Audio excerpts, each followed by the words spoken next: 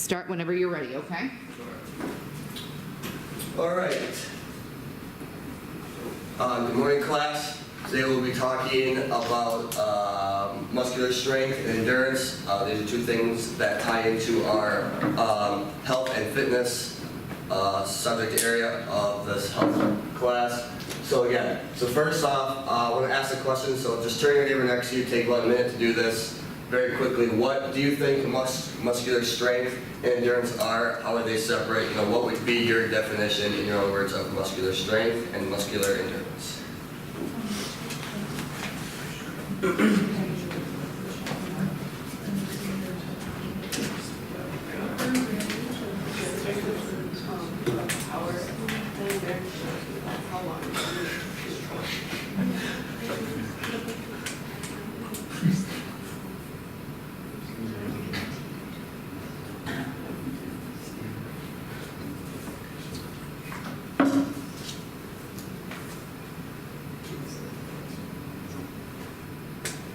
There we go with that. All right, so just kind of quickly, each group, we'll start with Eric and Austin.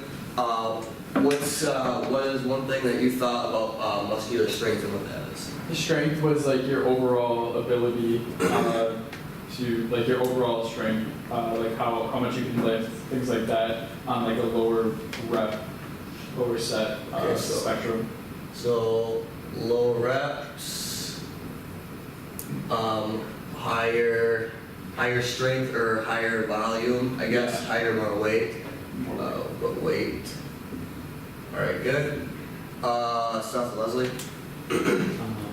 We said power. Power, good. All right, anything else? No.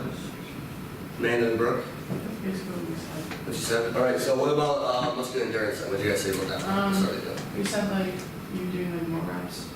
all right. Yeah. More reps. So higher amount of reps. Like the time you do it for, like it's for a long period of time. More reps, and so a greater amount of time. So more time. All right. Stuff, Leslie. How long it takes for fatigue to set in? All right. So that's good. Right. Good. So fatigue. So the amount of time it takes to fatigue. Good. How would you say that fatigue would, just kind of based on the two different ones, right? So you think of endurance, right? That's more time, right? So how would fatigue affect endurance then? So if you can do muscular endurance as deal with more time, right? Fatigue would set in slower, right? So it takes slower to fatigue. Versus muscular strength would be the opposite, right? It'd be less time, but fatigue would happen a lot quicker, right? Austin and Eric, did you have anything else to add to muscular endurance? No? All right, good. Okay, so very good. Sounds like you guys have a pretty good grip on what these two concepts are already. So basically, muscular strength is the maximum force that a muscle or muscle group can have on another force, so exert at one time. This is used to lift, push, or pull force or another object. So often referred to as fast twitch muscles. So again, these muscles are help in quick movements, typically done in a variety of activities, right, in different sports and activities. So can anybody raise your hand and give a sport or a different example of an activity that would require muscular strength specifically? Track, right? So shot put, right? You think shot put, if you don't know what shot put is, right? You're taking a weighted ball, approximately 10 pounds, and you have to push the ball as far as you can, right? So that is fast twitch, right? You have to be powerful, you have to have quick movements, right? Anybody else have a different example outside of track? Football blocking. Yep, football blocking, right? You need to have muscular strength, right, to block. If you're an offensive lineman, right, you have to, your job is to block the defensive lineman. So you need to have that muscular strength to block them. But if the defensive person has more strength than you, then they can get by you. So there's the importance of that. All right, good. So then muscular endurance.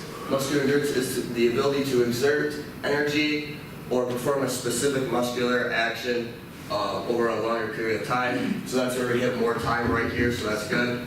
These are often referred to as slow twitch muscles, which take a longer amount of time to fatigue, so we hit that as well. All right, so can anybody think of, again, another example of muscular endurance? Yes? Oh, in track, long distance running, or in your case, your dash. Not the 100, so yeah, so in track you think cross-country marathon runners, right? Over a longer period of time, right? You want to be able to sustain activity for longer periods of time versus quick movements, right? The thing with long distance, right? You want to be consistent, be able to keep these muscle contractions, muscles working at the same amount of rate for a long period of time versus just trying to all out give it in about 10 to 20 seconds, right? Good. Any other examples outside of track? Playing an entire volleyball match. Yeah, entire volleyball match or soccer, right? You're continuing moving. While soccer, right? You could be exerting quick energy fast. Like if the ball's kicked to you, right? You might be sprinting to go get it, but then once the ball's kicked away from you, then you're kind of a little more relaxed, moving back to your position. Volleyball, you might also have a quick movement, like if the ball's coming to you, but also going through the entire activity of volleyball game, right? It's long. So you need to have that muscular endurance built up. All right, good. So, the importance of muscular endurance, so sports training, so track, long distance. So muscular endurance, so sports training, think track, long distance, ability to do long rates of the same activity outlast your opponent in competition. So again, I think track, long distance, running, maybe 5K, 10K, being able to repeat those laps at the same amount of time. Injury prevention. So obviously being able to train these muscles to do these things over longer periods of time will reduce the risk of overuse injuries. So you think of this in two ways. So if you're, again, a track athlete who is doing long distance events, right, you don't want to be not properly trained so that throughout the course of your mile race or whatever it is, right, you would pull a muscle. But then also you think about in terms of if you were a 2 or 3 sport athlete here in high school, that if you're not properly trained for muscular endurance over a course of a season or the year, right, if you're not trained properly, right, you might pull a muscle going from sport to sport, changing the different types of activities that you do.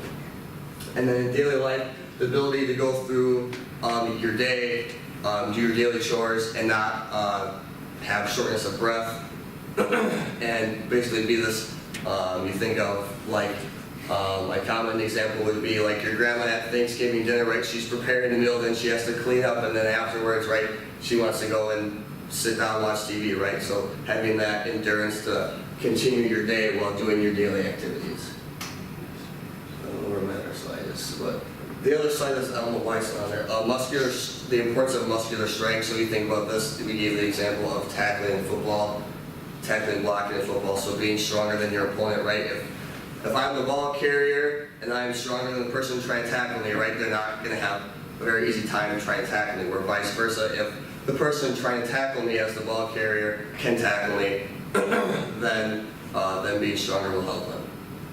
Injury prevention for muscular strength, so having that muscular strength so that if you do have someone who's stronger than you, right, then they can't really impose their overstrength on you, as well as having the strength to perform these quick movements. So you'll pull a muscle, that knee-jerk reaction, using those muscles so you'll pull a muscle in that way. And then in your daily life, so obviously you need muscles to do many things. Having that muscular strength is important. Like let's say you are moving to a different house or you have to move a heavy box, right? So you try to pick up this heavy box and you pull a muscle because you don't have the muscular strength to do it. So the importance of having that in your daily life. So muscles are very important. So we'll kind of fast forward through this for the sake of time. So I have this article here that you would read through in partners. You would highlight main points, underline, make notes, and what you would do is discuss the 3 questions. So in your own words, explain the difference between muscular strength and endurance, give an example of when each of the 2 would be used in daily life, as well as which one do you think you have better. So obviously this is going to be different for everybody, why they think they're better at muscular strength versus muscular endurance, just to get that cognitive thinking of what are you better at, but what can you also think about, because later we implementing a plan. So we'll just fast forward to that for a second time. So muscles and strength. So how to train these muscles. We're going to get into how to implement the plan, how to train muscular strength. So strength training is the most beneficial way to improve muscle strength. So weightlifting exercises, performing these types of activities will train the muscle to perform quick and explosive movements. Using resistance training in this way is a small number of reps at a large amount of weight.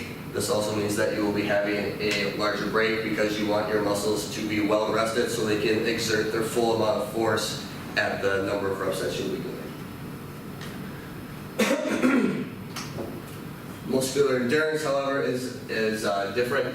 So obviously you need to be doing things for a longer period of time. So you would be doing these same kind of exercises in the weight room. However, you'd be doing them at a larger amount of reps, but lowering the volume, so lowering the weight, doing it at a lighter weight. So that while you're not giving your full exertion in 2 to 3 reps, but you're giving 40 to 60% for 10 to 12 reps, or what have you, going for a longer period of time or for more reps. This also means you're taking shorter breaks because you don't want your muscles to get back to full recovery, right? You want to keep them fatigued and work them out being fatigued so that they learn how to continue to work while being tired. Does that make sense? All right. So now implementing a fitness plan and activities. So there's kind of 3 steps to doing this. So implement a plan. So whether it's with your coach, by yourself, with a parent, right? You want to be able to implement a plan. Try to stick to that plan. Know that there's going to be things that come up that might make you stray away from that plan. You know, injuries, other things that happen in life. So things to be prepared for. Set goals. So we talk about SMART goals. So specific. So I'll give an example here of you want to know exactly what you're doing. So if you're going to train muscular strength or endurance, right, you want to be specific on the number of sets, reps, how much weight you're going to be doing. So be specific so you know exactly what you're doing. You're not wasting time. Measurables, you want to be able to measure them. That's where the sets, reps come in. Be able to see, write it down, right, so you can track your progress throughout maybe a semester or a year. Then you want it to be achievable, something that you can actually do, as well as realistic, right? I mean, as freshmen in high school, I doubt any of you are going to be benching 300-400 pounds like they do in the NFL, right? So you need to be realistic, set goals that you can actually achieve in high school, as well as timely. So be thinking about how much time is this going to take me. So a good SMART goal would be, I want to increase my bench press by 20 pounds in my semester-long weightlifting class next semester. So that would be an example of a good goal to have for yourself. All right? So again, then we move on to also how regular physical activity can also impact other ways of your health. So not including the overall physical shape of yourself and your body composition, but also with daily stress and the mental side of being physically fit and working out. So physical activity can help you cope with daily stress in a healthy way, increase your level of self-esteem, and improve posture. So these are very important things that also impact your life, but aren't necessarily physical attributes. All right, so specific training weightlifting. So here is an example, kind of graph that kind of shows you how you would train these different types of fitness. So muscular endurance, as you can see, is your goal to train. So the load would be the amount you're going to be doing. So it'd be a lightweight, about 40 to 60% of your 1 rep max. So your RM or 1 rep max is how much weight you can do one time. So you're benching how much you can do for 1 rep or squatting for 1 rep. So what you would do is the first day you would obviously have a spotter or somebody helping you. What you would want to do is see how much weight you can do 1 to 2 times, and then you would take that number, multiply it by 40 to 60%, and then that would be 40 to 60% of your 1 rep max. That makes sense? How to get that percentage. And then here are the reps. So you want to do 10 to 20 reps, and then you do 1 to 3 sets, with the rest included 20 to 30 seconds. So as you can see, muscular strength is a little bit different. You're doing heavy weights, 75 to 100% of your 1 rep max, 1 to 6 reps, 3 to 5 sets, and you get a longer break, 2 to 5 minutes. And as you can see, you can train both at the same time, strength and endurance goal, where you'd be kind of in this middle area, 60 to 75% of your 1 rep max, doing 8 to 12. With kind of a medium break in between, so that everybody may see how how the different kinds of steps, reps, and the amount of rest kind of tie into how you train these different things. Does that make sense to everybody? Yes? Yes. All right, good. All right, so I'm going to explain this here very quickly. So the homework is I'm going to hand out this workout log to everybody. So you're going to be taking this home and you're going to fill this out for 1 week. So next week, Friday, it will be due.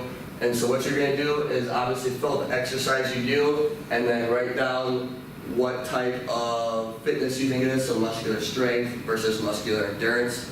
And if you aren't sure, right, you're going to be doing this over a week. So you can bring it back in and say you don't know what you did was one or the other, right? So just write it down, write down what you can, and bring it into me or ask your parents, ask for help so you can fill this out properly.